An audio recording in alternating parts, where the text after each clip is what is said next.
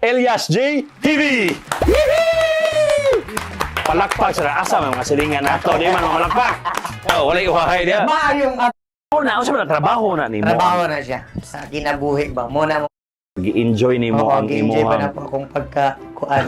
pagkaganda. Pagkalamion. Alay nila Elias. Si Papa ra nimo ako nakita. Si Mama nimo asa man? Actually, akong kuan, mama is napasa abroad. Ah, Ano, gid sige raman siya pangutan na, sige ra siya katawa. ano siya yung pangutanan niya? Malipay na daw siya mayong makita sa mga katawa ba. Mo unya. Wa nimo si Mama. Gapaning kamot ko para kung makawali siya dire kaluyan nga murag nana ko yung makuan dili na ako siya paplikot.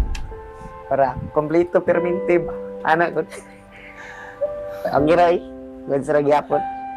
Dili gid mo makita ba nga ang tao gid no kasagaran gyud sa ako ang napansin sa social media ang mga tao nga kusog magpakatawa kusog mo katawa na aday na sila yung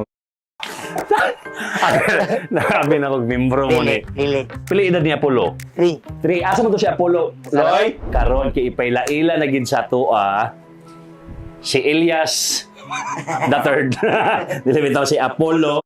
Walay lain nga mga istorya nga mong gawas mo. Para mo tan-aw siya, makatawa lang. Mo.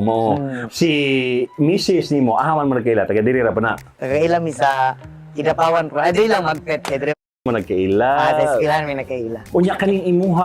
Dapat approachable po ka sa tanan. Walang ginahimo ako.